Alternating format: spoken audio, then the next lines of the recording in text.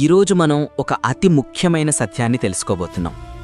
TV on చేస్తే చాలు ఇజ్రాయేలు దేశంలో యుద్ధాలు, బాంబు దాడులు మనకు కనిపిస్తూనే ఉంటాయి. ఇజ్రాయేలు చుట్టుపక్కల ఏదైనా ఘర్షణ జరగగానే చాలామంది క్రైస్తవులు ఇదిగో యుగాంతం వచ్చేసింది, యేసయ్య వచ్చేస్తున్నాడు అని కంగారు పడిపోతారు. కానీ ఒక జాగ్రత్త, మనమిలా ప్రతి చిన్న యుద్ధానికి యుగాంతం అని భయపడుతూ ఉంటే ఒకరోజు నిజమైన ప్రవచనం నెరవేరుతున్నప్పుడు మనం దాన్ని గుర్తించలేక మోసపోతాం. గుర్తుంచుకోండి, ఇజ్రాయేలులో యుద్ధం జరగడమనేది యుగాంతానికి సూచన కాదు. ఇజ్రాయేలు దేశం ఉనికిలోకి వచ్చినప్పటి నుండి వారికి శత్రువులు ఉన్నారు. ఐగుప్తీయులు, అమాలేకీయులు, మోయాబీయులు, ఫిలిస్తీయులు, బబులోనీయులు, రోమీయులు. చరిత్రంతటా ఇజ్రాయేలు హింసించబడుతూనే ఉంది. ఈనాడు ఇరాన్ లేదా ఇంకొక దేశం దాడి చేయడం కొత్తేమీ కాదు.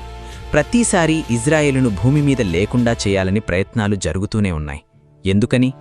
ప్రపంచంలో ఇన్ని దేశాలుండగా సాతాను కేవలం ఈ ఒక్క దేశాన్ని ఎందుకు ద్వేషిస్తున్నాడు? ఎందుకంటే సర్వమానవాళిని రక్షించడానికి దేవుడు వేసిన ప్రణాళిక ఈ ఇజ్రాయేలు దేశంతోనే ముడిపడి ఉంది. సాతానుకు ఆ విషయం తెలుసు. అందుకే దేవుని ప్రణాళికను నాశనం చేయాలని వాడి ఈ భయంకరమైన ప్రయత్నం. ఈరోజు మనం ఇజ్రాయేలు చరిత్రలో జరిగిన సాధారణ హింసకు మరియు బైబిల్ చెబుతున్న నిజమైన అంత్యదినాల ప్రవచనాలకు మధ్య ఉన్న తేడాను స్పష్టంగా చూడబోతున్నాం. హిట్లర్ లాంటి నియంతలు వచ్చారు, పోయారు, కానీ ఇజ్రాయేలు నిలబడింది. దేవుడు వారితో చేసిన నిబంధనలు, కవనెంట్స్, వారికిచ్చిన వాగ్దానాలు రద్దు కాలేదు. అంత్యదినాల్లో ఇజ్రాయేలు పాత్ర చాలా కీలకమైనది. భూమి మీద జరగబోయే తీర్పులకు, క్రీస్తు రాకడకు కేంద్ర బిందువు ఇజ్రాయేలు దేశమే. అయితే మనం దేనికోసం ఎదురుచూడాలి? మొట్టమొదటి నిజమైన ప్రవచన నెరవేర్పు యూదులు తిరిగి తమ సొంత దేశానికి రావడం. ద్వితీయోపదేశకాండము 35లో దేవుడు చెప్పాడు, నీ పితరులు స్వాధీనపరచుకొనిన దేశమునకు నీ దేవుడైన యెహోవా నిన్ను రప్పించును, నీవు దాన్ని స్వాధీనపరచుకొందువు. సుమారు 2000 సంవత్సరాల పాటు యూదులు ప్రపంచమంతా చెదిరిపోయారు. వారికి సొంత దేశం లేదు. కానీ దేవుని వాగ్దానం ప్రకారం 1948లో మళ్లీ ఇజ్రాయేలు దేశం ఏర్పడింది. ఇది కేవలం ఒక రాజకీయ చారిత్రక ఘట్టం కాదు, ఇది బైబిల్ ప్రవచన నెరవేర్పు. ప్రపంచం నలుమూలల నుండి యూదులు మళ్లీ తమ ప్రాచీన భూమికి చేరుకుంటున్నారు.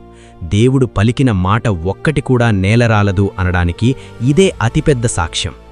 ఈ సంఘటన మిగతా అంత్యదినాల ప్రవచనాలకు ఒక పునాది వేసింది. రెండవ అతిపెద్ద ప్రవచన నెరవేర్పు యెరూషలేములో మళ్లీ దేవాలయం కట్టడం. దేవాలయమంటే కేవలం ఒక కట్టడం కాదు, అది దేవుని సన్నిధికి, యూదుల ఆరాధనకి కేంద్రం. యెహెజ్కేలు 30వ అధ్యాయం ప్రకారం ఇజ్రాయేలీయులు తిరిగి తమ దేశానికి వచ్చిన తర్వాత ఆ మందిరం కట్టబడాలి. ఎందుకో తెలుసా?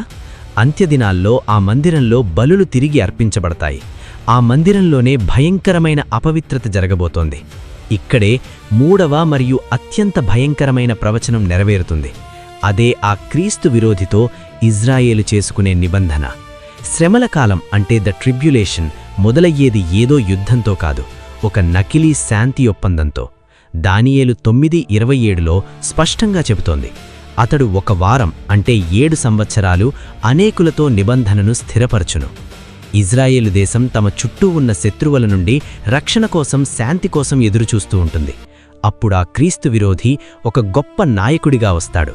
వాడి మాయమాటలు నమ్మి ఇజ్రాయేలు దేశం వాడితో 7 సంవత్సరాల శాంతి ఒప్పందం చేసుకుంటుంది. ఇక మాకు ఏ ప్రమాదం లేదు అని వారు గుడ్డిగా నమ్ముతారు. కానీ ఆ క్రీస్తు విరోధి వారిని నట్టేట ముంచుతాడు. సరిగ్గా ఆ 7 సంవత్సరాల మధ్యలో అంటే 3.5 సంవత్సరాల తర్వాత ఆ క్రీస్తు విరోధి ఆ శాంతి ఒప్పందాన్ని తుంగలో తొక్కేస్తాడు. దానియేలు ప్రవచించినట్లో అతడు బలిని, నైవేద్యాన్ని నిలిపివేస్తాడు. ఆ క్రీస్తు విరోధి నేరుగా ఆ యెరూషలేము దేవాలయంలోకి వెళ్ళి, నేనే దేవుణ్ణి, నన్నే ఆరాధించండి అని డిమాండ్ చేస్తాడు. అప్పుడు ఆ ఇజ్రాయేలు దేశానికి కళ్ళు తెరుచుకుంటాయి. అయ్యో, మనం నమ్మింది దేవుణ్ణి కాదు, అపవాదిని అని వారు గ్రహిస్తారు. అప్పుడు ఇజ్రాయేలు మీదికి కనీవిని ఎరగని హింస వస్తుంది. దాన్నే బైబిల్ యాకోబు శ్రమల కాలము అని పిలిచింది. అది ఎంత భయంకరంగా ఉంటుందంటే ఆ క్రీస్తు విరోధి ఇజ్రాయేలును భూమి మీద లేకుండా చేయడానికి తన సర్వశక్తులు ఒడ్డుపడతాడు.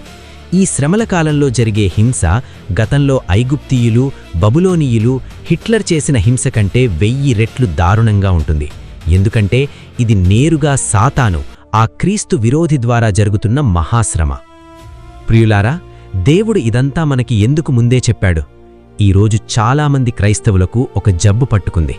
దాని పేరు ప్రవచనాల అలసట, ప్రొఫెసీ ఫ్యాటీగ్. యుగాంతం యుగాంతం అంటున్నారు, యేసయ్య ఎప్పుడూ రాడులే అని ఒక రకమైన నిరాశలోకి, ముద్దుబారిన స్థితిలోకి వెళ్ళిపోయారు. ఇలాంటి అలసట చాలా ప్రమాదం. ఎందుకంటే దొంగ రాత్రిపూట ఎలా వస్తాడో ప్రభువు దినం అలా వస్తుంది అని వాక్యం చెబుతోంది.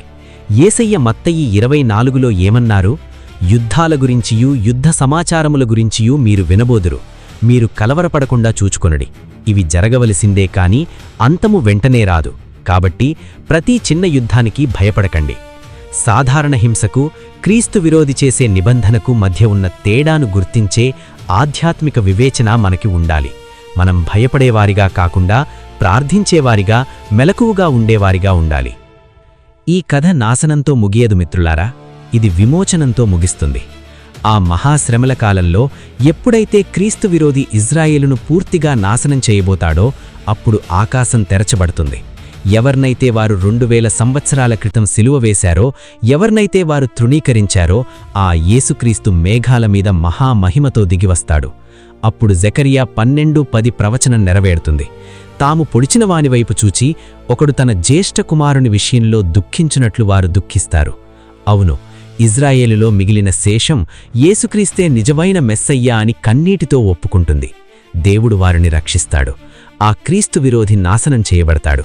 యేసుక్రీస్తు తన రాజ్యాన్ని ఈ భూమి మీద స్థాపిస్తాడు. నా ప్రియమైన సహోదరీ సహోదరుడా, దేవుడు ఇజ్రాయేలు పట్ల తన వాగ్దానాన్ని ఎలాగైతే మరిచిపోలేదో నీ పట్ల కూడా తన ప్రేమను మరిచిపోలేదు. దేవుని ప్రణాళికలు ఖచ్చితంగా నెరవేరుతాయి. మరి ఆయన రాకడకు నువ్వు సిద్ధంగా ఉన్నావా? ఈ లోకాకర్షణల్లో పడి నిద్రపోతున్నావా? ఈరోజే మెలకువ తెచ్చుకో. నాతో పాటు నీ గుండె మీద చెయ్యి వేసుకుని కన్నీటితో ఈ ప్రార్థన చెయ్యి. యేసయ్యా, నీ వాక్యం సత్యము, నీ ప్రవచనాలు సత్యము. ఈ లోకం నాశనం వైపు పరుగులు తీస్తుంటే నన్ను నీవైపు త్రిప్పుకున్నందుకు వందనాలు. నా పాపాలను క్షమించు. ఆ క్రీస్తు విరోధి మాయలో పడకుండా ఆత్మ వివేచన నాకు దయచెయ్యి. యెరూషలేము క్షేమం కొరకు ప్రార్థించే మనస్సు నాకివ్వు. ఎప్పుడు నీ రాకడ వచ్చినా నేను తలెత్తుకొని నిన్ను చూసేలా నన్ను సిద్ధపరచు. నాలో నీ పరిశుద్ధాత్మను నింపు. ఆమేన్. నా ప్రియమైన స్నేహితులారా, ఈ వాక్యం ద్వారా మీరు బలపడితే, మీరు యేసయ్య రాకడ కొరకు మెలకువగా ఉండాలని నిర్ణయించుకుంటే కామెంట్స్లో నేను మెలకువగా ఉంటాను ప్రభువా అని టైప్ చేయండి. దేవుడు మిమ్మల్ని, మీ కుటుంబాన్ని తన రాకడకై ఆయత్తపరచునుగాక. God bless you. Strength in grace. It's all about Jesus.